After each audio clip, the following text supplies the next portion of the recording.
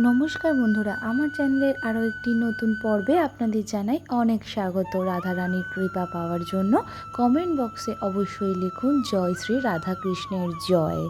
আজকের ভিডিওর মূল গুরুত্বপূর্ণ বিষয় হলো রাধাষ্টমী 2024-এর পূর্ণাঙ্গ সময়সূচি এবং অষ্টমী তিথি কখন শেষ হচ্ছে, কখন শুরু হচ্ছে, এই সমস্ত বিষয়।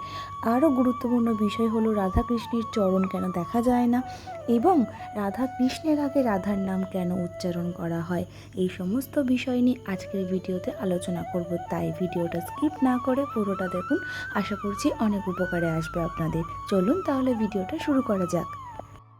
ভগবান শ্রীকৃষ্ণের জন্মের পরবর্তী অষ্টমী তিথি অর্থাৎ ভাদ্র মাসের শুক্ল অষ্টমী তিথি হল রাধাষ্টমী। এই শুভ দিনটি শ্রীকৃষ্ণের সঙ্গিনী শ্রী রাধার পবিত্র জন্মতিথি। শ্রী রাধার জন্মস্থান হল মথুরার বারাসনা। ভাদ্র মাসের শুক্ল অষ্টমী তিথিতে রাজা বৃষভানু এবং তার স্ত্রী কীর্তি স্বর্ণপর্দের কোল আলো করে শ্রী রাধা তাদের ঘরে এসেছিলেন। রাধা অষ্টমী বৈষ্ণব ধর্মাবলম্বীদের কাছে উল্লেখযোগ্য একটি দিন।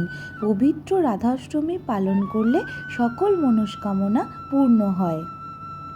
আগামী 11ই সেপ্টেম্বর বুধবার রাধা অষ্টমী। এবার জেনে নেব পবিত্র রাধা অষ্টমীর তারিখ এবং সময়। অষ্টমী তিথি শুরু হচ্ছে 10ই সেপ্টেম্বর 2024 রাত 11টা 11 থেকে।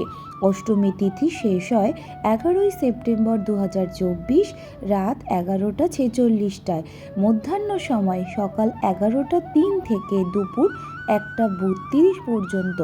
মধ্যাহ্ন সময়কাল 2 ঘন্টা 29 মিনিট।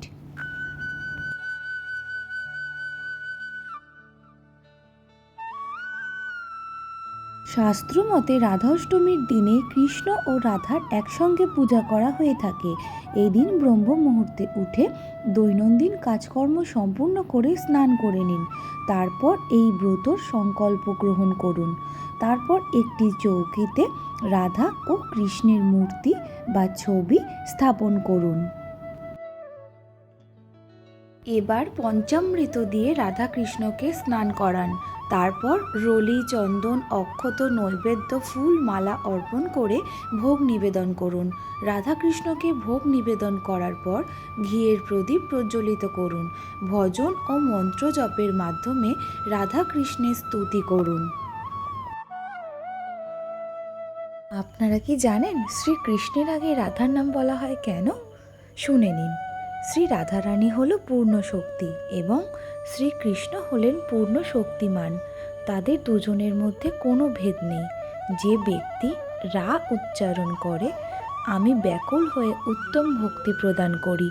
পরে যখন ধা উচ্চারণ করে, তখন আমি তার মুখ থেকে রাধা নাম শ্রবণের লোভে আমি তার কাছে চলে যাই।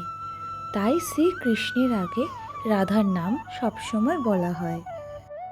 রাধারানীর চরণ দেখা যায় না কেন? চলুন জেনে নিই।